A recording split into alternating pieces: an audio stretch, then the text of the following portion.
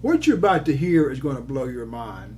These illegals have some type of unlimited plane ticket where they can fly around the U.S. wherever they want to go, whenever they want to go.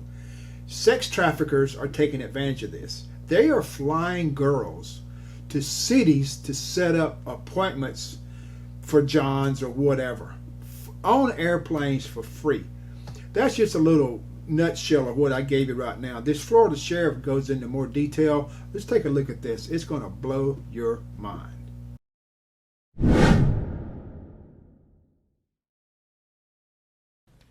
And what this is, and I want everybody to see it clearly, federal policy drives illegal immigrant crime and victimization.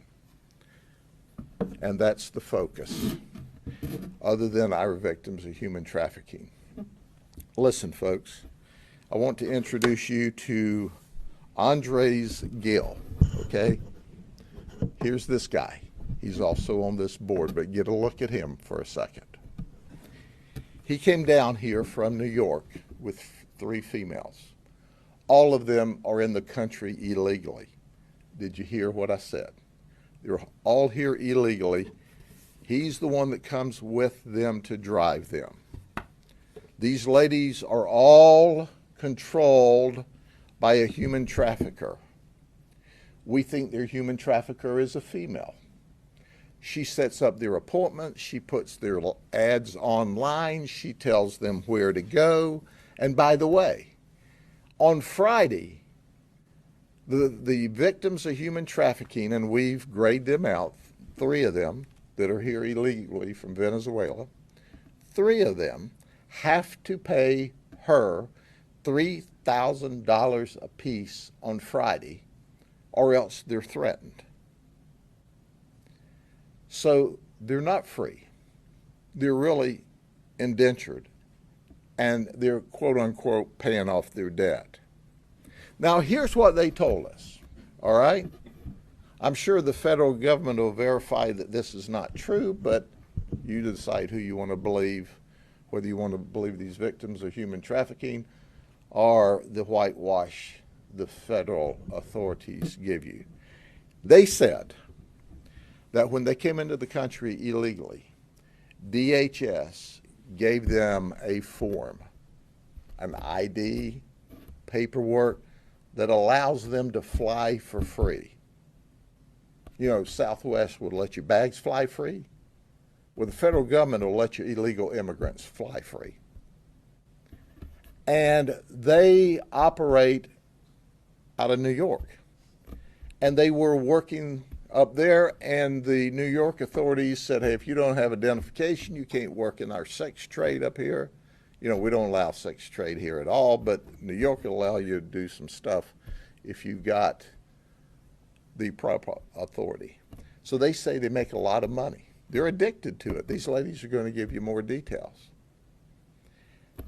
They tell us that they fly to major metro centers for free on the federal government, where they set up their appointments for sex all around the country.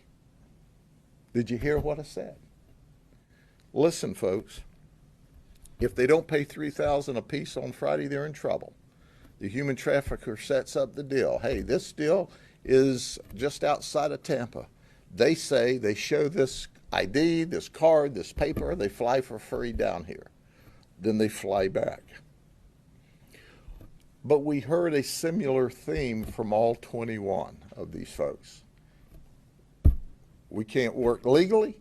We're addicted to this cash. It's a lot of cash and it's quick, so we have to give $3,000 a week. We get to keep everything above that. We have a crisis at the border. And because of the crisis at the border, we have people that are victimizing illegal folks, forcing them into the sex trade because we allow these criminals in the country illegally. We all rail about this and nobody pays any attention. And then we want to politic everything. Oh, we had a good piece of legislation that limited the average to only 5,000 illegals a day in the country, and then we can shut it off. Well, if you can shut it off at 5,000 people illegally coming in this country a day, you can shut it off at no people illegally coming in this country a day.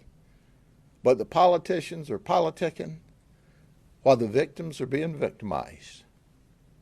I read an article this week that says, well, the illegals coming here aren't committing crime at any greater percentage than the people who are here legally. What they didn't tell you is if they weren't here illegally at all, the crime they would commit here would be zero. So we're being victimized. But that doesn't make any difference on the national level. You see, because they sit up there behind their gated communities and in Congress, and they play politics back and forth between the two parties, while illegals are victimized, citizens are victimized, children are victimized. And you've got this goofy-looking kid here who's making sure that they come up with $3,000 a week apiece, and he's here illegally. It's a mess, and it doesn't have to be. If we can deal with it and catch it on the local level, they can stop it on the federal level. Shame on all of them, every one of them, for not getting together and saying, you know, there are things bigger in this country than my individual politics.